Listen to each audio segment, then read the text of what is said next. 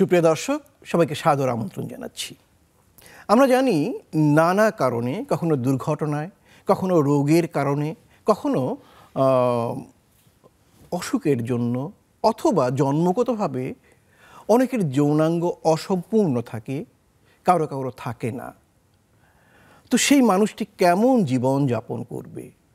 চিকিৎসা বিজ্ঞানীরা সেই মানুষগুলোর জন্য নূতন করে যৌনাঙ্গ পুনর্নির্মাণ করার একটি প্রক্রিয়া তৈরি করেছে। মূলত যে চিকিৎসা বিজ্ঞানের যে শাখাটি এই পুনর্নির্মাণের কাজ করে সেটা হচ্ছে প্লাস্টিক সার্জারি। সুপ্রিয় দর্শক, আজকে আমরা দুজন প্লাস্টিক সার্জনকে আমাদের অনুষ্ঠানে অতিথি করে নিয়ে এসেছি। আমি পরিচয় করে দিচ্ছি আমার বাঁ দিক থেকে ডক্টর প্রদীপ চন্দ্র দাস, যিনি সহযোগী অধ্যাপক এবং প্লাস্টিক সার্জন, শেখ হাসিনা জাতীয় বার্ন প্লাস্টিক সার্জারি ইনস্টিটিউট। আপনাকে সুস্বাগত জানাচ্ছি। এবং সাথে রয়েছে ডাক্তার মোহাম্মদ হেদায়েত আলী খান, তিনিও প্লাস্টিক সার্জন, তিনিও সহযোগী অধ্যাপক, শেখ হাসিনা জাতীয় বার্ন প্লাস্টিক সার্জারি ইনস্টিটিউট। আপনাকে সুস্বাগত জানাচ্ছি। ধন্যবাদ।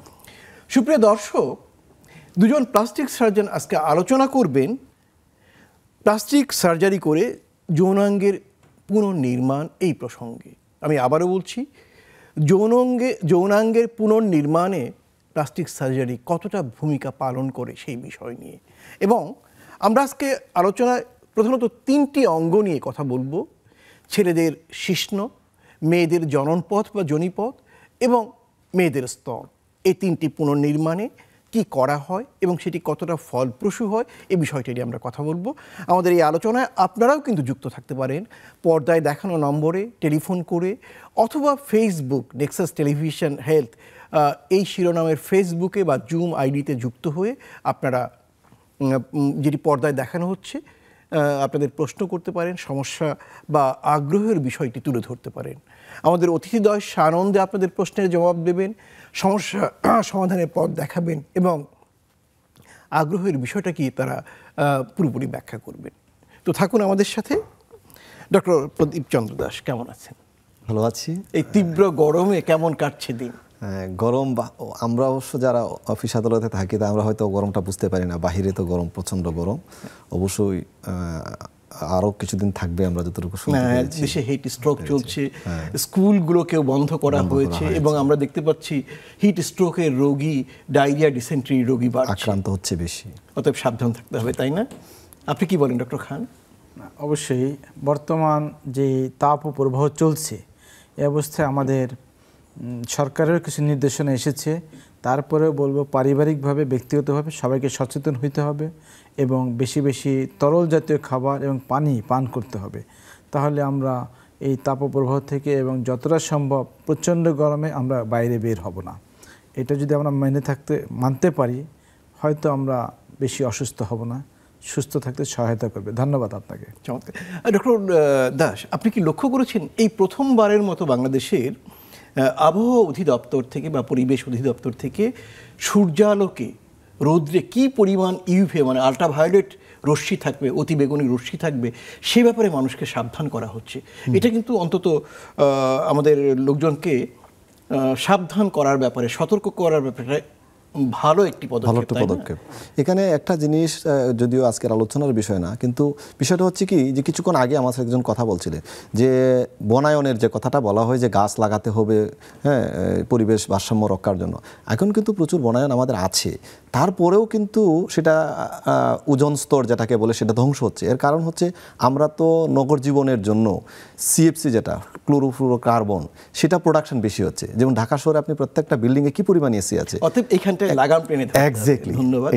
ডক্টর হেদায়েত আলী খান, প্লাস্টিক সার্জারি এর আরেকটি নাম আছে পুনর্গঠনমূলক সার্জারি বা রিকনস্ট্রাকটিভ সার্জারি। আচ্ছা, এটি আসলে কি? খুব সহজভাবে আমাদের দর্শকদের জন্য বলবেন। প্লাস্টিক সার্জারি আসলে এই ডিসিপ্লিনে এসে আমরা যেটা হয়, অনেকে একটু বলে যেমন এই ডাইনে প্লাস্টিক, বাই প্লাস্টিক, ট্রাকের ড্রাইভাররা বলে প্রাইভেট কার দেখলে এরকম আর কি। আসলে প্লাস্টিক ঠিক প্লাস্টিক জিনিসপত্র না।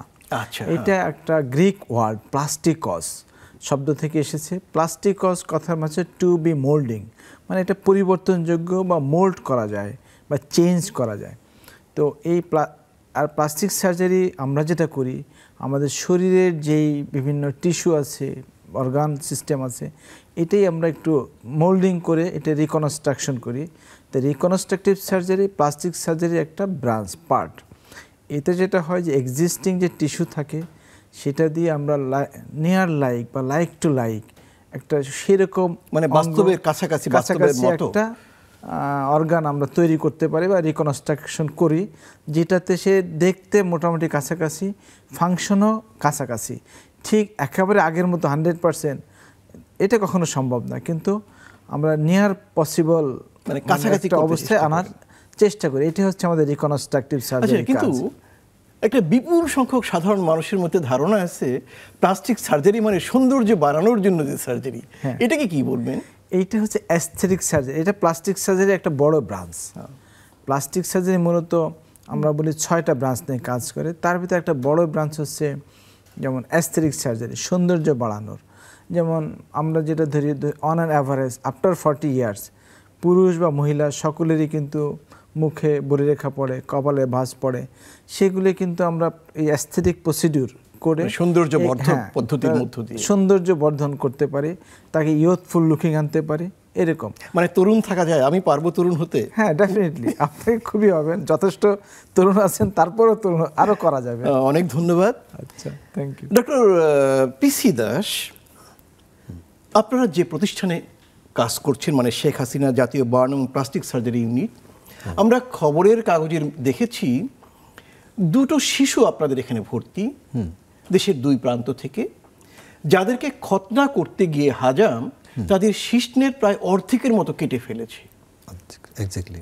প্লাস্টিক সার্জারি করে তাদের ক্ষেত্রে আপনারা ইতিবাচক কোনো কিছু করতে পারবেন কিনা? ধন্যবাদ আপনাকে একটা গুরুত্বপূর্ণ ইস্যু রেইজ করার জন্য। এই যে এটা একটা আলোচনার বিষয় এখন এই মুহূর্তে। কারণ আমি কেন বলছি আলোচনার বিষয়, কিছুদিন আগে একটা কথা উঠছিল যে ডাক্তাররা অপারেশন করার জন্য হাজাম মানে সার্কামসিশন, যেটা আমরা মুসলমানি বলছি বা খতনা বলা হচ্ছে, সেটা করে ডাক্তাররা অনেক রুগীকে মেরে ফেলেছেন পূর্ণ অজ্ঞান করতে যেয়ে। কিন্তু পরে দেখা গেল যে আসলে ঘটনাটা তা নয়, সেটা ছিল যে আসলে অজ্ঞান করার ঔষধের মধ্যে ভেজাল। মানে অজ্ঞান করার ওষুধ হ্যালোথেন, রাইট, এটির মধ্যে হ্যালোথেনের মধ্যে ভেজাল। হ্যালোথেন এখন তো প্রোডাকশন হচ্ছে না, কিন্তু হ্যালোথেনের নামে স্বাস্থ্য মন্ত্রণালয় ইতিমধ্যেই বোধহয় বিজ্ঞপ্তি জারি করে এটি হ্যালোথেন নিষিদ্ধ করেছে। আপনি ঠিকই বলেছেন। তো এখন এই ভয়ে এখন কিন্তু ডাক্তার দিয়ে সার্কামসিশন করানোর ভীতি চলে এসেছে মানুষের মধ্যে। তারা এখন চলে গেছে আবার পুরনো যে প্রক্রিয়া ছিল হাজামদের কাছে। তো এর জন্যই ইনসিডেন্টটা কিন্তু হঠাৎ করে বেড়ে গেছে, কিন্তু মাঝখানে কিন্তু ইনসিডেন্টটা কম ছিল আমার মনে হচ্ছে আর কি। আমি জাস্ট এটা কোইন্সিড করলাম। কতগুলো এরকম পেয়েছে শিশ্ন কেটে ফেলেছে? আমি আমার প্লাস্টিক সার্জারির লাইফে, মানে আমি যতদিন থেকে প্লাস্টিক সার্জন হিসেবে কাজ করি, আমি তো প্রায় 2010 সাল থেকে কাজ করি, এর মধ্যে আমি ডজনখানেক বাচ্চা ছেলেকে পেয়েছি যাদের ওই সার্কামসিশন করে হাজাম শিশ্ন কেটে দিয়েছে। তারা বিভিন্ন সময় এসেছে, প্রতিস্থাপনও করেছি। আচ্ছা, আপনারা কি করেন এটা বলুন তো। আচ্ছা, এটা বেসিক্যালি হচ্ছে যে অঙ্গটা কেটে ফেলার পর যে কোনো অঙ্গ, আমাদের প্লাস্টিক সার্জারির একটা গুরুত্বপূর্ণ অংশ আছে যেটা মাইক্রো সার্জারি। মাইক্রো সার্জারির মাধ্যমে আমরা এই অঙ্গটাকে প্রতিস্থাপন করতে পারি। পূর্ণ রিপ্লান্টেশন বলা হচ্ছে, পুনঃস্থাপন, অর্থাৎ কেটে যাওয়া অংশকে জোড়া লাগাবো। তো এখানে জোড়া লাগানোর মধ্যে আবেদনই করতে শুধু এই নয় যে ওটাকে সেলাই করে রেখে দেওয়া, এর মধ্যে রক্ত সঞ্চালন পুনঃস্থাপন করতে হবে। তার মানে এটার মধ্যে রক্ত নালী জোড়া দিতে হবে, জোড়া দিয়ে সেই রক্ত সঞ্চালনটাকে আবার চালু করতে হবে। তো সেই যে রিপ্লান্টেশন, সেই রিপ্লান্টেশনের জন্য আমাদেরকে ওই রুগীটাকে আমাদের হাতে যথাযথ প্রক্রিয়ায় আসতে হবে। কীরকম সেটি? যেমন একটা বিচ্ছন্ন অঙ্গকে আমরা বলি মিনিমাম, বলা হয় যে এই যেমন শিশ্ন কেটে গেলে ওটাকে আমরা বলি 4 ঘন্টার মধ্যে। এর আগে আসলে আরও ভালো, আধা ঘন্টার মধ্যে 1 ঘন্টার মধ্যে আরও আসলে ভালো, কিন্তু মিনিমাম 4 ঘন্টা প্রয়োজন হয়। কিন্তু অন্যান্য অঙ্গ যেমন আঙ্গুল কেটে পড়ে যাওয়া, সেগুলো কিন্তু আরও অনেক পরেও রিপ্লান্টেশন করা যায়। এখন প্রথম হচ্ছে একটা টাইম, একটা ফ্যাক্টর। তারপরে উনি এটা কীভাবে আমার কাছে নিয়ে আসছেন, এটা একটা ফ্যাক্টর। এখন তো গরম আবহাওয়া, আপনি ধরেন প্রায় 40 ডিগ্রি সেন্টিগ্রেড টেম্পারেচার, এরকম টেম্পারেচারে একটা টিস্যু দ্রুত পচে যাবে। এটা তো একটা মাংসপিণ্ড, পচে যাবে, পচনশীল দ্রব্য যেহেতু আমাদের শরীরের অঙ্গ। তাইলে ওটাকে যদি ঠান্ডা অবস্থায় ক্যারি করা যায়, তার মানে বরফে আইসের মধ্যে প্যাকিং করে, এটা একটা সিস্টেম আছে। আমরা বলি বিচ্ছন্ন অঙ্গটাকে প্রথমে সে ক্লিন করবে, করবে নর্মাল স্যালাইন দিয়ে, তারপরে এটাকে একটা ময়েস্ট গজ দিয়ে রেপিং করবে, তারপরে একটা পলিথিন প্যাকেট সহজ বাংলা বলেন, মানে প্রথমে তো ধুয়ে ফেললো, পরিষ্কার করবে, তারপরে একটি এই পরিষ্কার করার জন্য আমরা বলি নর্মাল স্যালাইন ইউজ করতে। যদি না থাকে লবণ না, সাধারণ পানি দিয়েই ধুবে। আচ্ছা, বেশি সময় ধুবেন না, ক্লিন করে সাথে সাথে উনি করবেন কি, ওনার কাছে যদি গোস পাওয়া যায়, আমরা যে সার্জিক্যাল গোস, সেই সার্জিক্যাল গোসকে আবার একটু নর্মাল স্যালাইনে ভিজিয়ে এটা দিয়ে পেঁচিয়ে নিবে। তারপরে উনি একটা পলিথিন প্যাকে, এমনি বাজারে যে পলিথিন পাওয়া যায় দ্যাটস ওকে, স্টেরাইল পলিথিন তো উনি পাবেন না, এটা পলিথিন প্যাকে ঢুকিয়ে নিবে। ঢুকানোর পরে যে টিফিন ক্যারিয়ার বা ভ্যাকসিন ক্যারিয়ার বা আমাদের যে ওভেন, হটপট, এগুলোর যে কোনো একটার মধ্যে যদি আইস দিয়ে উনি আইস উপরে নিচে দিয়ে এটাকে বারিড করে, বরফ দিয়ে বারিড করে, বরফের কুচি দিয়ে বারিড করে, তারপরে যদি এটা ক্যারি করে নিয়ে আসেন, তাহলে এই অঙ্গটাকে কিন্তু আরো অনেক পরেও প্রতিস্থাপন যোগ্য। আচ্ছা, ধরেন যদি এমন হয় যে সে এত দূরে আছে, আসতে সময় লাগবে, তার ওখানে ফ্রিজের ব্যবস্থা আছে, সে ডিপ ফ্রিজে যদি রাখলো, আচ্ছা, তখন এখন আমরা বলি না এইটাকে ওই ডিপ ফ্রিজিং এর জন্য, সেটা না, সেটা আবার 1 বছর 2 বছর পর্যন্ত ফ্রিজিং করা যায়, কিন্তু সেটা হলো ক্রায়ো ফ্রিজিং। না, ধরেন যদি 12 ঘন্টার জন্য ডিপ ফ্রিজে রাখে, আচ্ছা, ফ্রিজিং করে উনি তো, ওনাকে তো ক্যারি করে আমার কাছে নিয়ে আসতে হবে, সুতরাং ট্রান্সপোর্টেবল, যে ফ্রিজ তো ট্রান্সপোর্টেবল না, ওনাকে ট্রান্সপোর্টেবল কোনো একটা ইউজ করতে হবে, যেমন ফ্লাক্সে উনি ইউজ করতে পারেন, ভ্যাকসিন ক্যারিয়ার ইউজ করতে পারেন, অথবা সোলার বাক্স, এক্স্যাক্টলি এরকম ভাবে যে মাছ ক্যারি করে যে সোলার বাক্স, ওগুলোর মধ্যে করে ক্যারি করতে পারেন, প্রোভাইডেড পলিথিন প্যাকে দিয়ে তারপরে বরফ দিয়ে থাকতে হবে। ওরকম ভাবে যদি উনি নিয়ে আসেন, সেটা কিন্তু আরো অনেক পরেও রিপ্লান্টেশন যোগ্য। এখন আপনি যে দুটা ইনসিডেন্টের কথা বলেছেন, একটা বেবি এসেছে, সে আমাদের কাছে এসেছে 11 ঘন্টা পর, আমাদের তাকে প্রসিড করে অপারেশন থিয়েটারে নিয়ে রক্ত সঞ্চালন করতে আরও এখানে 1-2 ঘন্টা সময় কিল হয়ে যাবে, তার মানে 13 ঘন্টা হবে। 13 ঘন্টা পরে এই টিস্যুটা আর রিপ্লান্টেবল থাকবে না, ও রক্ত সঞ্চালন বন্ধ হয়ে যায়।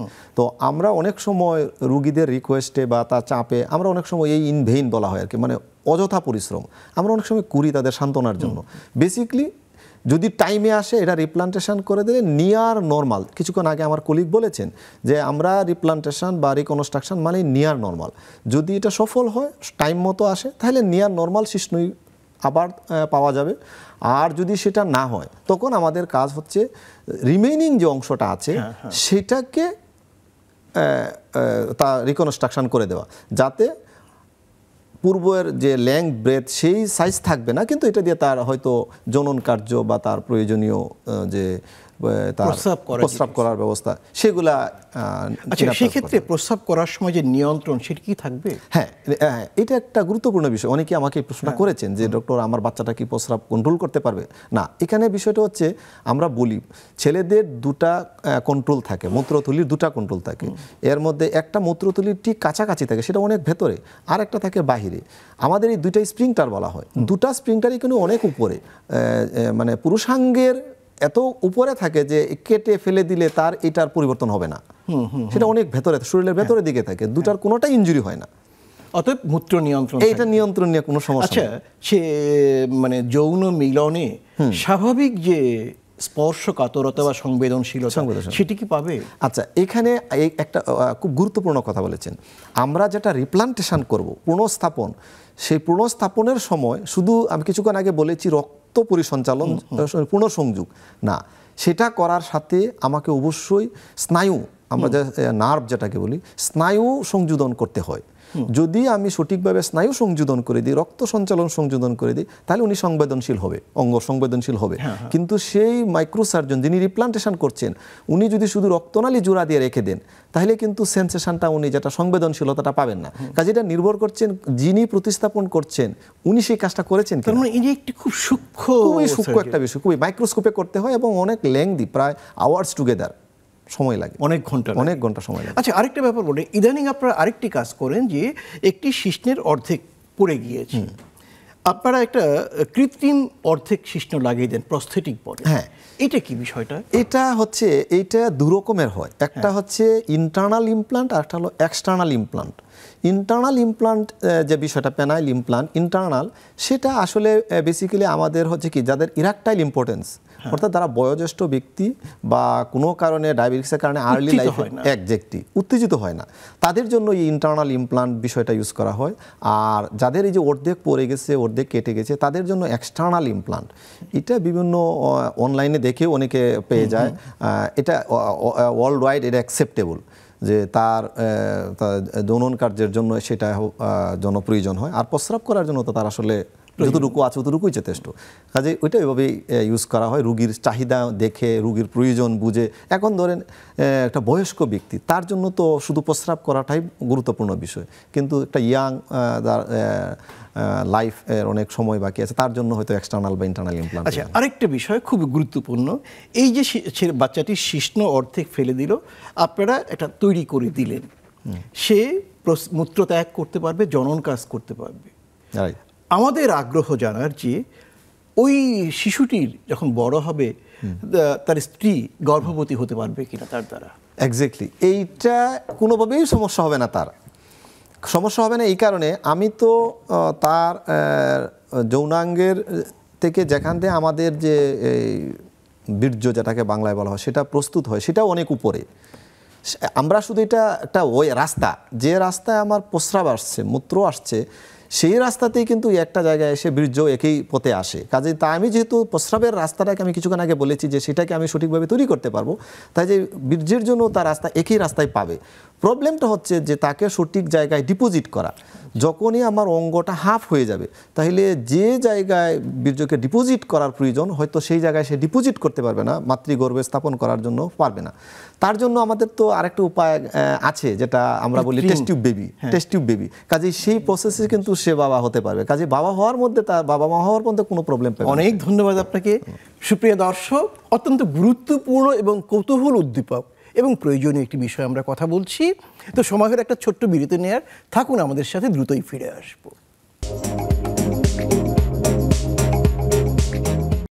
সঙ্গে থাকার জন্য অনেক অনেক অভিনন্দন। সুপ্রিয় দর্শক, আমরা কথা বলছি প্লাস্টিক সার্জারি করে যৌনাঙ্গের পুনর্নির্মাণ এই প্রসঙ্গে।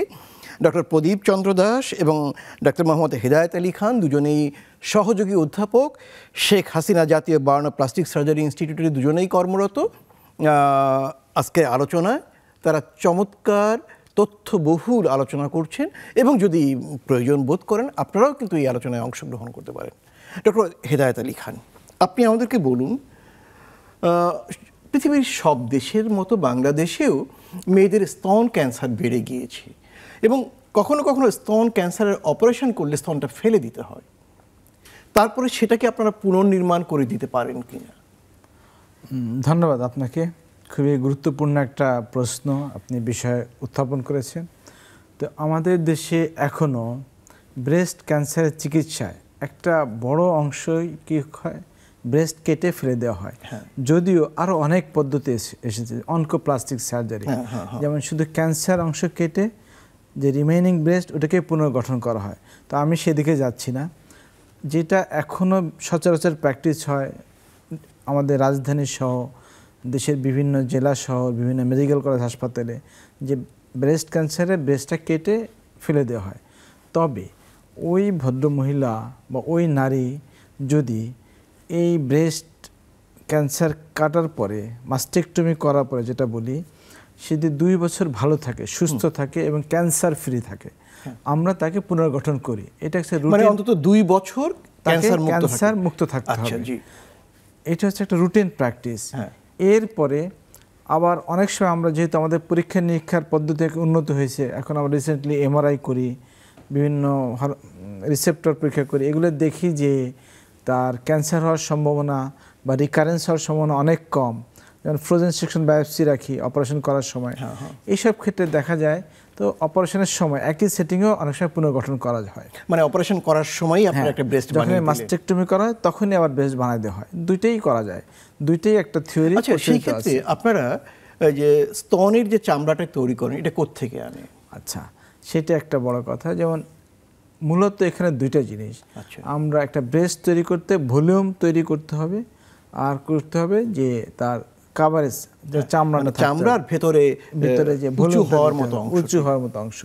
তো এখানে আমরা একটা নর্মাল আমাদের যে যেটা বলি অটোজেনাস টিস্যু, যেমন ওনার শরীরের যে টিস্যু আছে, যেমন সামনের তো ব্রেস্ট পেক্টোরাল রিজন, আমরা পিছনে এলডি মাসেল, ল্যাটিসিমাস ডরসি মাসেল, মানে এখানকার থেকে আপনারা মাসেল সহ আনলে ভলিউম হয়, কিছু চামড়া আমরা পাই।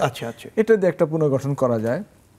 আবার করা হয় যে আমরা বলি tramp, TRAM, transverse rectus myocutaneous flap, এটা এখান থেকে পেট থেকে তলপেট থেকে এনে মাসেল শো এনে এটাও পুনর্গঠন করা যায়। এই যে একটা, আমরা যদি ইমিডিয়েট করি তাহলে এই দুটোই আমাদের হচ্ছে মূল অপশন।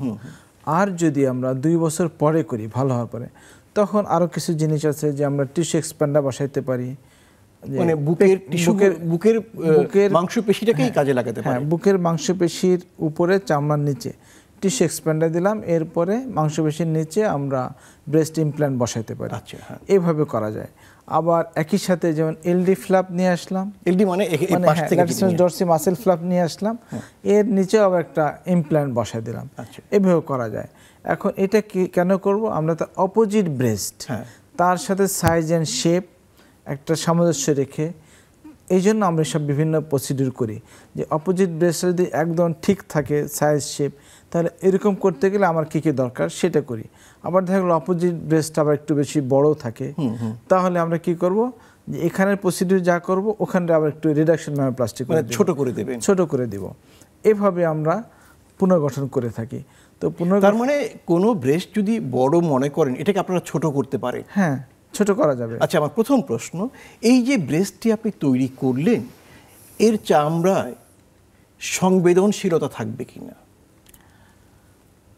খুবই গুরুত্বপূর্ণ কথা।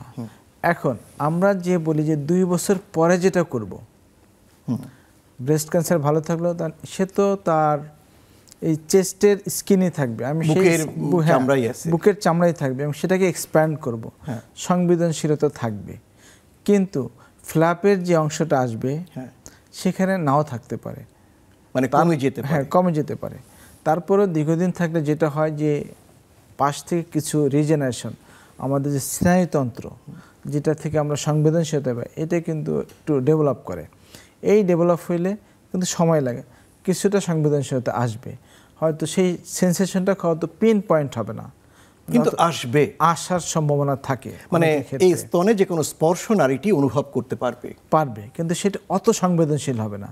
যেমন আমরা বলি 2 পয়েন্ট ডিসক্রিমিনেশন, যেমন আমরা নর্মাল স্কিনে কি 2 মিলিমিটার দূরত্বে থাকলেও আমরা বুঝতে পারি দুইটা পয়েন্ট, সেখানে তার এই ডিস্টেন্সটা বেড়ে যাবে, হয়তো 5 মিলিমিটার হবে, 6 মিলিমিটার হবে, কিন্তু কিছুটা থাকবে, কিছুটা বুঝবে। আচ্ছা, আরেকটি প্রশ্ন সেটি হলো, যেটি অনেক আগ্রহ অনেকের রয়েছে, সেটি হলো যে এই নারীটি সন্তানবতী হলো, আচ্ছা, তার এই যে তৈরি করা স্তনে দুগ্ধ আসবে কিনা, মিল্ক আসবে? এটা খুবই একটা পার্টিনেন্ট কোশ্চেন, মানে এটা আমাদের সাধারণ জনগণের একটা খুবই কমন এবং সাধারণ জিজ্ঞাসা।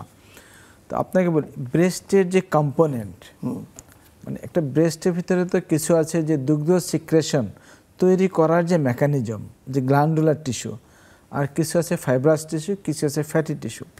তো মানে কিছু চর্বি থাকে, কিছু দুধ তৈরি হওয়ার উপাদান থাকে, কিছু নালী থাকে।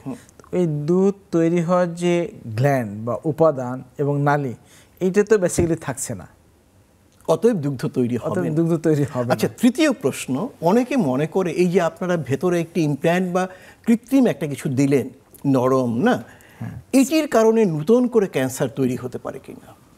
আসলে এইটার কারণে ক্যান্সার তৈরি হয়েছে এমন কিন্তু আমাদের স্ট্যাটিস্টিক্স নাই, এমন কোনো এভিডেন্স নাই। তখন ইমপ্ল্যান্টেড ব্রেস্ট, মানে যেই ব্রেস্টে সিলিকন ইমপ্ল্যান্ট বসানো হয়, সেই ব্রেস্টে ক্যান্সার হওয়ার যে ঝুঁকি, একটা সাধারণ ব্রেস্টের ক্যান্সার হওয়ার মতোই ঝুঁকি, আলাদা কোনো এক্সট্রা ঝুঁকিপূর্ণ না। ক্যান্সারের ক্ষেত্রে অতিরিক্ত ঝুঁকি সে বেয়ার করে না। অনেক ধন্যবাদ আপনাকে। আমরা আবারও আসব ডক্টর প্রদীপ চন্দ্র দাস। আমরা জানি অনেক নারী জন্মগতভাবে তাদের জননপথ বা যোনিপথ অর্ধেক বিকশিত থাকে বা একেবারে অনুপস্থিত থাকে, অথবা সন্তান হওয়ার সময় দেখা যায় যে তাদের যোনিপথের সাথে মূত্রপথের অনেক বড় সংযোগ হয়, যেটাকে সাধারণ অপারেশন করে ভালো করা যায় না। এইসব ক্ষেত্রে আপনারা জননপথ বা যোনিপথ পুনর্নির্মাণ করতে পারেন কি না? ধন্যবাদ আপনাকে। দুটা কোশ্চেনই খুবই গুরুত্বপূর্ণ। আমি এই কারণে বলবো, দুটাতেই সমাজে প্রচুর বার্ডেন তৈরি হয়। একটা হচ্ছে যে যেটা বললেন জন্মগতভাবে যে জন্মগত ত্রুটির কারণে যেটা হয়, আমরা একটা ডিজিজ MRKS সিনড্রোম বলা হয়, এখানে কিন্তু ওই প্রাপ্তবয়স্ক মেয়েটাকে কেউ আইডেন্টিফাই করতে পারবে না যে তার মধ্যে এরকম একটা প্রবলেম আছে। বাহিরে সে সম্পূর্ণ পূর্ণাঙ্গ স্ত্রী বা মেয়ে, পূর্ণাঙ্গ মেয়ে, কিন্তু তার জননপথ তৈরি হয় নাই। ভেরি সিম্পল একটা ত্রুটি, জাস্ট আমরা যেটাকে বলি একটা ত্রুটি, কিন্তু তার জীবনের এইটুকুই ত্রুটি। এখন এই ত্রুটিটাকে সংশোধন না করার জন্য সমাজে অনেক ধরনের বিয়ে হচ্ছে না, অনেক সময় বিয়ে হয়ে যায়, তারপরে আর্লি ডিভোর্স হয়ে যায়, এটা হাইড করে বিয়ে দেওয়া হয়, পরে দেখা গেছে ডিভোর্স হয়ে যায়। মেয়েটা হয়তো সে বুঝতেও পারে না, সে ওইটুকু বুঝে যে আমার মাসিক হচ্ছে না। অনেকে মনে করে, সাধারণত তাদের মাসিক হয় না, অনেকে মনে করে যে হয়তো বিয়ে হইলে মাসিক হয়ে যাবে, কিন্তু আসলে ঘটনাটা তা নয়। যখন এই প্রবলেমটা বুঝতে পারে তখন তো তার আর সংসার টিকানোর কোনো উপায় থাকে না। সুতরাং এগুলো আর্লি ডায়াগনোসিস প্রয়োজন, সচেতনতা প্রয়োজন। তো আমি শুধু যদি সংক্ষেপে বলি, এই সমস্যার নিয়ারলি নর্মাল সমাধান পসিবল। আমরা কি করি এই সমস্ত ক্ষেত্রে, খাদ্যনালীর একটা অংশকে আমরা নিয়ে আসি, এক্স্যাক্টলি খাদ্যনালীর একটা অংশকে আমরা শরীরের নিয়ে এসে সরাই দিই, এরপরে খাদ্যনালীর আবার সংযোগ স্থাপন করে দিই। সেই খাদ্যনালীর অংশটা দিয়ে আমরা তার জননপথ তৈরি করি। যদি তার জরায়ু থাকে, অনেক কিছু কিছু মেয়ে থাকে তাদের জরায়ু আছে কিন্তু জননপথ নেই, তাদের কিন্তু আবার যে মাসিক যেটা মেনস্ট্রুয়েশন হয় সেই ব্লাডটা পেটের ভিতর জমতে থাকে, তাদের জন্য একটা ভয়ানক অবস্থার সৃষ্টি হয়, কারণ প্রচণ্ড পেট ব্যথা হয়। অনেক সময় এই জরায়ু ফেলেও দেওয়া হয় এই পেট ব্যথা নিরূপণ থেকে মুক্তি পাওয়ার জন্য। তো আমরা যদি জননপথটা তৈরি করে দিতে পারি, তখন কিন্তু জরায়ুর সাথে সংযোগ স্থাপন করে দিলে তার মাসিকও রেগুলার হবে এবং সে একটা পূর্ণাঙ্গ নারী হয়ে যাবে। তো এক কথায় উত্তর হচ্ছে এটার জন্য সচেতনতা প্রয়োজন এবং এই যে আপনারা একটা যোনিপথ তৈরি করে দিলেন, এক্স্যাক্টলি এটি কি সে যৌন মিলন করতে পারবে? এখানে বলি, এগুলো হচ্ছে কি, আমার যে খাদ্যনালী থেকে যে অংশটাকে আমি তৈরি করেছি সেটা ইনিশিয়ালি এটা শরীরের যে নর্মাল ন্যাচারাল যোনিপথের মতো হবে না। আচ্ছা, কিন্তু আমরা একটা অভিযোজন একটা কথা বলি যে অভিযোজন, আমি মানুষ যদি বন্যেও থাকে একসময় বন্য প্রাণীর মতো আচরণ করে, তো এরকমই খাদ্যনালীর যে অংশটাকে আমি যোনিপথে সেটা স্থাপন করব, ও ওখানে থাকতে থাকতে আস্তে আস্তে ওই জায়গার সাথে অভিযোজন করে একটা অবস্থায় চলে আসে, তখন কিন্তু আর এখানে কোনো প্রবলেম থাকে না। কাজে সে যৌন মিলন করতে পারবে, সে বাচ্চা ধারণ করতে পারবে, হয়তো ডেলিভারি এই পথে করতে পারবে না, সিজার করে তাকে ডেলিভারি করতে হবে, কিন্তু সে বাচ্চা ধারণ করা বা স্বামীর সংস্পর্শে যাওয়া, মিলন করা, এতে কোনো প্রবলেম হবে না। মানে সে পূর্ণাঙ্গ নারীতে রূপান্তরিত হবে। আমি আপনাকে এটুকু আশ্বস্ত করি, প্রায় আমি আমার লাইফে প্রায় 24 থেকে 25টা মেয়ের এই ধরনের অপারেশন আমি করেছি এই খাদ্যনালীর অংশ দিয়ে। এবং ইন্টারেস্টিং হচ্ছে, প্রত্যেকের সাথে আমার যোগাযোগ আছে এবং তারা আমাকে জানায় কেউ বিয়ে করেছে, কারো বাচ্চা হয়েছে, কেউ আমার কাছে তো এমনও কোনো একজন নিয়ে এসে আমাকে বলছে যে আমার মেয়ে। আমি প্রথমে বুঝতে পারিনি, আমি অপারেশন করেছি মাত্র কয়েক মাস, পরে বললো স্যার আমার মেয়ে নয়, আমরা সংসারে সুখে আছি, মেয়েটাকে আমি দত্তক নিয়েছি। আচ্ছা, এই যে আপনারা এই অপারেশনটা করেন, নাম কি এটার? এইটাকে আমরা বলি ভ্যাজাইনোপ্লাস্টি। তো সিগময়েড কুলন ভ্যাজাইনোপ্লাস্টি, এটা বিভিন্ন প্রসেসে, কেউ কেউ আবার পায়ের ভেতরের অংশ থেকে মাংস এনে তৈরি করেন। আগে এক সময় ছিল যে চামড়া দিয়ে তৈরি করা, এগুলা এখন অবসলিউট। এখন বেস্ট ট্রিটমেন্ট যেটাকে আমরা বলি সিগময়েড কুলন ভ্যাজাইনোপ্লাস্টি, যেটা খাদ্যনালীকে এনে তৈরি করা, মানে মলদ্বারের উপরের একটি অংশকে এনে পেটের ভিতর থেকে এনে সেটা দিয়ে তৈরি করা হয় এবং ওটার সংযোগ স্থাপন করে দেওয়া হয়। আচ্ছা, পরবর্তীকালে এখানে অন্য কোনো ক্যান্সার জাতীয় অসুখ বা অন্য কোনো অসুখ হওয়ার সম্ভাবনা থাকে? কিছুক্ষণ আগে আমার কলিগ একটা বলেছেন যে ব্রেস্ট ইমপ্লান্ট নিয়ে, আমি ব্রেস্ট ইমপ্লান্ট না করলে ওই ব্রেস্টে ক্যান্সার হতে পারে। ঠিক একই রকমভাবে যে আমি যে যোনিপথ তৈরি করেছি সেই যোনিপথ তৈরি না করলে ন্যাচারাল যোনিপথে তার ক্যান্সার হচ্ছে। Cervical cancer is one of the most important cause of female death. তো এখন আমি যেটা তৈরি করছি সেখানেও ক্যান্সার হতে পারে। এখন এইটা কি অপারেটেড জায়গাটা ক্যান্সারের রিস্ক বেশি, না ন্যাচারালি একটা ফিমেলের যোনিপথে যেরকম ক্যান্সার হয় সেটার ইনসিডেন্স সমান, এটা নিয়ে কোনো স্টাডি করে এরকম কোনো পার্থক্য পাওয়া যায়নি। অনেক ধন্যবাদ। প্রিয় দর্শক, আবারও সময় হলো একটা ছোট্ট বিরতি নেওয়ার, সঙ্গেই থাকুন।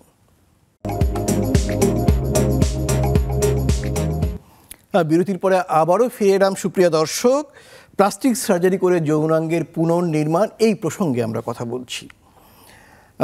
ডক্টর হেদায়েত আলী খান, আমরা কখনো কখনো দেখি ছেলে শিশু জন্মের পরে তার শিশ্নের সামনের দিক দিয়ে মূত্র নালী থাকার কথা, কিন্তু সেটি সামনের দিকে না থেকে গোড়ায় বা মাঝখানে থাকে এবং শিশ্নটি বাঁকা হয়ে থাকে। এটি যদি সোজা না করা হয় তাহলে সে স্বাভাবিক যৌন জীবন যাপন করতে পারবে না, প্রস্রাব করতে পারবে। তো এই ক্ষেত্রে আপনাদের করণীয় কিছু আছে কি না? ধন্যবাদ, খুবই গুরুত্বপূর্ণ একটা বিষয়। এই বিষয়টাতে যে আমরা বলি যে আমাদের যে পুরুষ অঙ্গের দুইটা অংশ, একটা হচ্ছে তো মূত্রনালী, আর একটা হচ্ছে ফ্যালাস, যে আমরা বলি কি বলবো, শিশ্নর যে মূল মাংস শক্ত হয় এইটা। তো এখন মূল কথা হলো যে এখানে মূত্রনালীটা একদম শেষ পর্যন্ত পৌঁছায় না। আর একটা হইলো যে শিশ্নর যে মাংসটা সেটা একটা ব্যান্ড মতো হয়ে যায়, যার ফলে সামনের দিকে টেনে ধরে বাঁকা হয়ে যায়। এই দুইটা জিনিস কারেকশন করতে হয়। যে বাঁকা হয়ে যায় এই জিনিসটাকে আমাদের মানে মেডিকেল ভাষা বলে কর্ডি, এই কর্ডি কারেকশন করতে হয় এক্সিশন করে। আর একটা হয় যে মূত্রনালীটা তৈরি করতে হয়, রিকনস্ট্রাকশন, তো পুনর্নির্মাণ। তো এই জায়গাটা একটা বলি যে প্লাস্টিক সার্জারি একটা ভালো রোল আছে। আমাদের দেশে আগে প্লাস্টিক সার্জন কম ছিল, যার ফলে এই কাজটার দিকে হয় আমরা বেশি নজর মানে কম দেওয়া হয়েছে। বাট রিসেন্টলি এখন প্লাস্টিক সার্জনদের সংখ্যাও বেড়েছে, আমরা এই কাজটাও করি। বেসিক্যালি আমাদের দেশে এখনও পেডিয়াট্রিক সার্জনরা করে থাকে এবং তাদের কাছেই মানুষজন বেশি যায়। তারপরেও বলবো আমাদের দেশে পেডিয়াট্রিক সার্জন, প্লাস্টিক সার্জন যাই বলি, এই সার্জারি করার জন্য এক্সপার্টিস অপ্রতুল আমাদের দেশে এখনও এটা ডেভেলপ করছে। তো সেই ক্ষেত্রে আমরা প্লাস্টিক সার্জনরা কি করি, অনেক নতুন টেকনিক, ফ্ল্যাপ বা টোটাল ইউরেথ্রা রিকনস্ট্রাকশন এগুলো করে আমাদের যে মূত্রনালীটা, আমি যেটা জানতে চাচ্ছি পুনর্গঠন করি। আপনারা যে পুনর্গঠন করলেন এটা সম্পূর্ণ স্বাভাবিক জীবন যাপন করতে পারবে কিনা? ইনশাআল্লাহ, মানে শতভাগ অলমোস্ট স্বাভাবিক যৌন জীবন, অলমোস্ট নরমাল স্বাভাবিক যৌন জীবন সে জীবনযাপন করতে পারবে। আচ্ছা, সেই ক্ষেত্রে একটি শিশ্ন প্রাপ্তবয়স্ক হওয়ার পর যখন উত্থিত হয় সেটা বেশ দৈর্ঘ্যে 1.5 থেকে 2 ইঞ্চি যেটা থাকে সেটি প্রায় 5 ইঞ্চি কম বেশি হয়। তো এক্ষেত্রেও কি এটা হবে? হ্যাঁ, এটা হবে, এতে কোনো সমস্যা হবে না। তার কারণ তার যেই যে একটা ফাইব্রাস টিস্যু টেনে ধরে কর্ডি বলি, সেটাতে এক্সারসাইজ করে দেওয়া হইতেছে এবং তার মানে যে গিট্টুটা আটকে ছিল সেটা আমরা ছাড়াই দিতেছি। এবং সে যখন লেন্থটা বড় হবে, উত্থিত হবে, তখন ইউরেথ্রা যেই স্ট্রাকচার দিয়ে আমরা করব আলটিমেটলি তার বড় হবে তখন সে তো স্ট্রাকচারটা তৈরি করার পর থেকে বড় ছোট হইতে থাকবে প্রতিদিনই, যার ফলে এটাতে কোনো সমস্যা হবে না। চমৎকার তথ্য, অনেক ধন্যবাদ ডক্টর দাস। আমরা অনেককে জানি এরকম যে জীবনটা শুরু হয়েছিল পুরুষ হিসেবে, বিশ্ববিদ্যালয়ে পড়াশোনা করতো বা মেডিকেল কলেজে পড়াশোনা করতো ছেলে, হঠাৎ করে তার মধ্যে মেয়েলি গঠন শুরু হলো এবং এক পর্যায়ে তার নারীত্বের প্রভাবগুলো সুস্পষ্ট হলো এবং আপনারা তাদেরকে কিছু অপারেশন করলেন। একটি হচ্ছে যৌনাঙ্গের অপারেশন, একটি হচ্ছে ব্রেস্টের অপারেশন। তারা পূর্ণ নারীতে রূপান্তরিত হলো।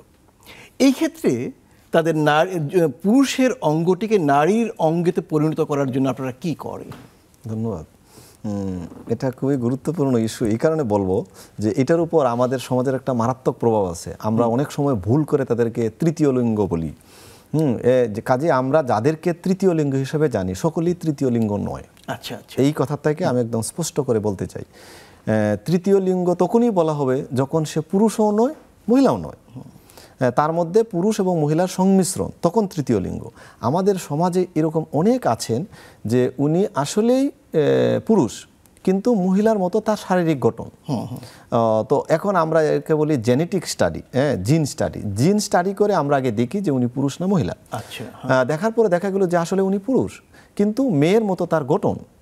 সেই গঠনে আমরা কিছু পরিবর্তন করে তাকে পুরুষের রূপদান করি। কাজে আমরা যখন তাকে এক্সামিনেশন করব, ফিজিক্যাল এক্সামিনেশন, তখন আমরা দেখব যে আসলে জেনেটিক পুরুষ হইলেও তার বাহিরে বাহ্যিকভাবে মহিলা, অথবা জেনেটিক্যালি মহিলা হইলে বাহ্যিকভাবে পুরুষ। সেটাকে আমরা চেঞ্জ করার প্রয়োজন হয় অ্যাকর্ডিং টু জেনেটিক সেক্স। মানে জন্মগত বংশগতভাবে যদি সে জেনেটিক্যালি মেয়ে থাকে তাকে মেয়ে করে। এক্স্যাক্টলি। তাহলে ওই যে অঙ্গটি, পুরুষের যে অঙ্গটি, তাকে মেয়ে অঙ্গে, নারী অঙ্গে কিভাবে তৈরি করা? আচ্ছা, এখানে আমরা আসি কিভাবে অপারেশনটা করা হয়। এটা গুরুত্বপূর্ণ। অপারেশনটা করা হয়, ধরুন একজন মেয়ে সে প্রকৃতই সে মেয়ে, অর্থাৎ তার জেনেটিক সেক্স মানে জিনের মধ্যে সে মেয়ে হিসাবে আছে, কিন্তু তার হরমোনাল কোনো একটা প্রভাবের জন্য তার নারীর যে অঙ্গ সেই অঙ্গ না থেকে একটা শিশ্ন, আমরা বলি ক্লাইটোরিস ফিমেল, দেখা গেছে সেই ক্লাইটোরিসটা অতিরিক্ত বর্ধিত হয়ে পুরুষাঙ্গের মতো মনে হচ্ছে। কাজেই একজন লেমেন পার্সন মানে যিনি চিকিৎসক নন উনি সেটাকে মনে করবেন এটা শিশ্ন। কিছুক্ষণ আগে আপনি যারা বলেন যে সে শিশ্ন, তাহলে একটা ছেলে। তো এখন উনি করবেন কি, এইটাকে ভুল করে উনি বলতেছেন উনি ছেলে, আসলে উনি ছেলে নন, তার ক্লাইটোরিসটা অতিরিক্ত বড়, মেগা ক্লাইটোরিস আমরা বলি। আমরা অপারেশন করে সেই ক্লাইটোরিসটাকে ছোট করে দেব। আচ্ছা, অনেক সময় কি হয়, তাদের এই হরমোনের প্রভাবে তাদের যে কিছুক্ষণ আগে আমরা যে আলোচনা করছিলাম তার যোনিপথ পুরোপুরি তৈরি হয় নাই, যোনিপথ ভেতরে আছে, বাইরে কমিউনিকেট করে নাই, তখন আমরা অপারেশন করে সেই যোনিপথের কমিউনিকেশনটা স্থাপন করে দিব। মা হওয়ার জন্য বা বাবা হওয়ার জন্য তার যে উপকরণ, তার জরায়ু এবং তার যে ডিম্বাশয়, এগুলো কিন্তু তার শরীরে আছে। কাজে আমি শুধু তার যেটা পুরুষাঙ্গ বলে ভুল করেছিল সেটাকে আমি কারেকশন করে দিলাম। তার যোনিপথ পুরোপুরি তৈরি হয় নাই, কিছু অংশ বাকি ছিল, সেটুকু তৈরি করে দিলাম, আর বাকিটুকু তো তার শরীরে আছেই। আচ্ছা, কারো কারো তো আবার অন্ডথলির মতো থাকে একটা, সেটাকে এটা ভুল করা হয়, সেটাকে মনে করা হয় অন্ডথলি, মানে বিশেষ করে সে যদি মহিলা হয় সেটাকে অন্ডথলি মনে করা হচ্ছে, কিন্তু আসলে এটা অন্ডথলি নয়, সেটাকে আমরা যেটাকে বলা হয় যে লেবিয়া মেজোরা, মেজোরাটাকে মনে হয় আসলে শরীর একটা সময় কিন্তু আমাদের জীবনের একটা সময় কিন্তু আমরা না পুরুষ না মহিলা। আচ্ছা, একটা প্রায় এটা বলা হয় জন্ম আমার সৃষ্টির প্রায় 28 সপ্তাহ পর্যন্ত, তখন আমি পুরুষ না মহিলা সেটা কিন্তু মাতৃগর্ভে নির্ধারণ করা সম্ভব নয়।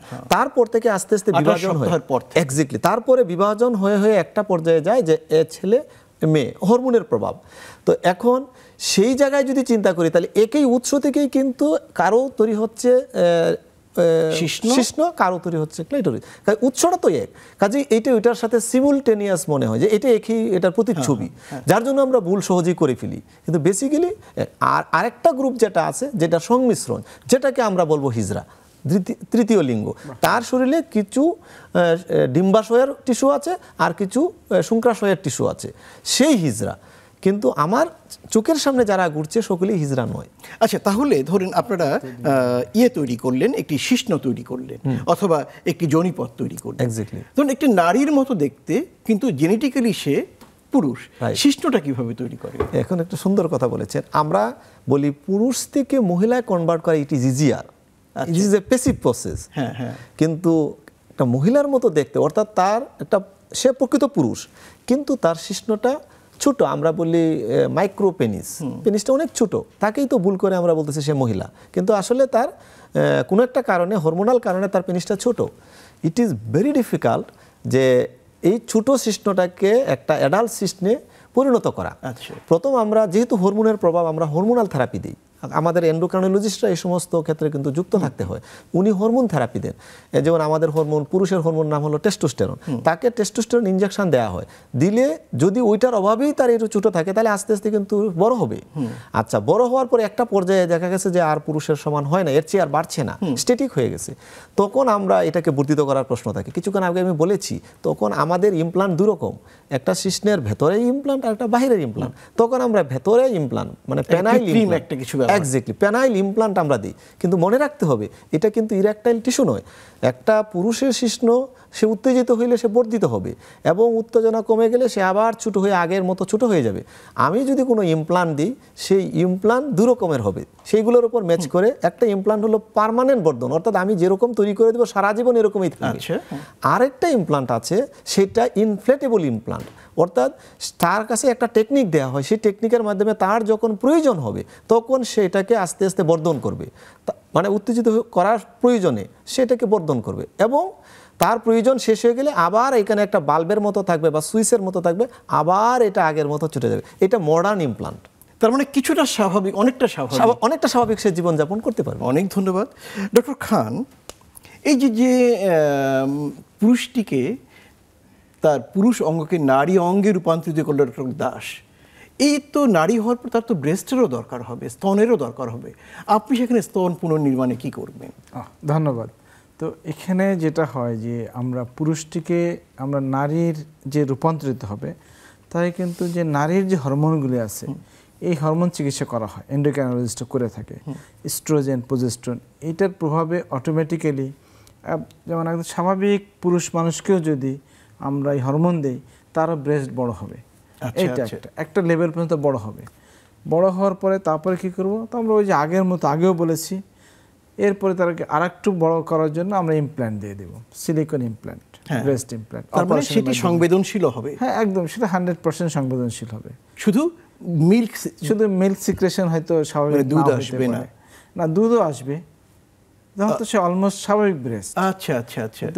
যেহেতু দীর্ঘদিন হয়তো ছোটবেলা থেকে তার ছিল না, যেহেতু ফ্লারিশ করে না এই গ্ল্যান্ডগুলি, হয়তো অ্যাডিকুয়েট সিক্রেশন নাও হইতে পারে, কিন্তু অ্যাজ ইউজুয়াল একটা স্বাভাবিক ব্রেস্টের মতোই হবে। আচ্ছা, গুড। আমরা তো ব্রেস্ট নিয়ে কথা বলছি, স্তন নিয়ে। কারো কারো স্তন অনেক বেশি বড়, বেশি তার ঘাড়ে ব্যথা হয়ে যায়, সে ছোট করতে চায়, এটা কি সম্ভব? এটা সম্ভব, এটা সার্জারির মাধ্যমে করা সম্ভব। আচ্ছা, এটা কীরকম সার্জারি, মানে সেটার ধরন কেমন? এটা একটা কি বলো, কমপ্লিটলি একটা সার্জারি। এটাকে বলি আমরা রিডাকশন ম্যামোপ্লাস্টি, মানে ব্রেস্ট ছোট করার জন্য সার্জারি। আমরা ব্রেস্টটাকে মাপজোপ দিয়ে এমন একটা পর্যায়ে করা যায় যে যেই কিছু অংশ আমরা কেটে ফেলে দিই, যে অংশ কাটলে তার সেন্সেশনের সমস্যা হবে না, তারপরে ব্রেস্টে যে রিমেনিং অংশ থাকবে ওই অংশর ব্লাড সাপ্লাই যাতে থাকে, এইভাবে একটা অপ্রয়োজনীয় অংশ কেটে বাদ দিলে তারপরে আমরা পুনর্গঠন করি, যার ফলে তার একটা স্বাভাবিক সাইজের ব্রেস্ট তৈরি করা যায়, যার ফলে সে একটা সুস্থ জীবনে আসতে পারে। তার কারণ একটা অতিরিক্ত বড় ব্রেস্ট কি সমস্যা হয়, ঘাড়ে ব্যথা হয়, ব্রেস্টের নিচের অংশে ম্যাসিলেশন, এটা করা যায়, এটা করা যায়। আমরা একেবারে শেষ পর্যায়ে, আচ্ছা, অনেকে ঠোঁট প্লাস্টিক সার্জারি করে চমৎকার সুন্দর করে ফেলে, চোখ টানা টানা করে ফেলে, বাংলাদেশে আপনারা এগুলো কি করেন? অবশ্যই, সবই করা হয়, সব কিছুই করা হয়। ঠোঁট চিকন করা যায়, তারপরে ঠোঁটে চোখের নিচে যে ফুলা ফুলা থাকে, ব্লেফারোপ্লাস্টিক করে এটাকে টান টান করে দেওয়া হয়। এই এখানে যে আমাদের ভাঁজ পড়ে এগুলো, হ্যাঁ, তার মানে মোটামুটি আপনারা তারুণ্য ফিরিয়ে দিতে পারেন সব। এবং আমি বলবো যে আমাদের শেখ হাসিনা জাতীয় বার্ন প্লাস্টিক সার্জারি ইনস্টিটিউট, সবাই যদিও জানে পোড়া রোগীর হাসপাতাল, কিন্তু এখানে মাননীয় প্রধানমন্ত্রীর বদান্যতায় সব যন্ত্রপাতি আছে, আমরা সব কিছুই এখানে করে থাকি এবং ইনশাল্লাহ আউটকামও ভালো। ধন্যবাদ। আপনি কি বলবেন এই ক্ষেত্রে? আসলে আমাদের আইডেন্টিটি তো সমাজের কাছে, আমাদের আইডেন্টিটি অ্যাস্থেটিক সার্জন হিসেবে আমরা এতক্ষণ যে আলোচনা করলাম, আমাদের ভূমিকা ছিল রিকনস্ট্রাকটিভ সার্জন হিসেবেই বেশি, কিন্তু সমাজ আমাদেরকে চিনে অ্যাস্থেটিক সার্জন হিসেবে। আপনি এই জায়গাটাতে এখন বলেছেন যে আমরা অ্যাস্থেটিক সার্জারি, আসলে সৌন্দর্যবর্ধন, আমাদের মাথা থেকে যদি শুরু করি পায়ের নখ পর্যন্ত সৌন্দর্যবর্ধনের ক্ষেত্র। মাথায় চুল নাই, চুল লাগাতে হবে, কপালে বলিরেখা পড়েছে সেটাকে তুলতে হবে, চোখের নিচে বলিরেখা তুলতে হবে, গাল ঝুলে গেছে সেটাকে টাইট করতে হবে, কিছুক্ষণ আগে বলেছেন ডাবল চিন, যেটা বলেছেন ডাবল চিন সেটাকে তুলতে হবে। কিছুক্ষণ আগে ব্রেস্টে আমরা কথা বলেছি যে ছোট ব্রেস্ট, অত্যধিক ছোট, তাহলে একদম ফিমেলের তার যে বডি, আমরা একেবারে শেষ পর্যায়ে 20 সেকেন্ডে বলবেন, এটা আমরা কারেকশন করব। বড় ব্রেস্ট ছোট করব, অ্যাবডোমিনোপ্লাস্টি বলা হয়, যে পেট ঝুলে গেছে, মায়েরা গর্ভবতী মায়েদের সেটা হয়, সেটাকে টাইট করা, যে অসংখ্য অ্যাস্থেটিক সার্জারি আছে। কিছুক্ষণ আমার কলিগ বলেছেন, তার মানে এগুলো করে আমরা সুস্থ সুন্দর থাকতে পারি। অনেক ধন্যবাদ আপনাকে ডক্টর প্রদীপ চন্দ্র দাস এবং ডক্টর হেদায়েত আলী খান চমৎকার তথ্যবহুল আলোচনার জন্য। সুপ্রিয় দর্শক, মানুষ এর শরীরে অসুখ হতেই পারে, কখনো জন্মগত ত্রুটির কারণে, কখনো দুর্ঘটনার কারণে, কখনো অসুস্থতার কারণে, কিন্তু সবটাই কিন্তু মানে আমরা বলবো যে সারিয়ে তোলা যায়, অর্থাৎ পুনর্গঠন করা যায়। হতাশ হওয়ার কিছু নেই। কোনো সমস্যা হলে সেটাকে লুকিয়ে না রেখে যদি ডাক্তারের কাছে আসা যায়, সঠিক চিকিৎসক নির্বাচন করা যায়, তাহলে কিন্তু আমরা আমাদের সমস্যার একটি বড় অংশ সমাধান করতে পারি। সুপ্রিয় দর্শক, সবাই ভালো থাকুন, নিরন্তর শুভকামনা রইল।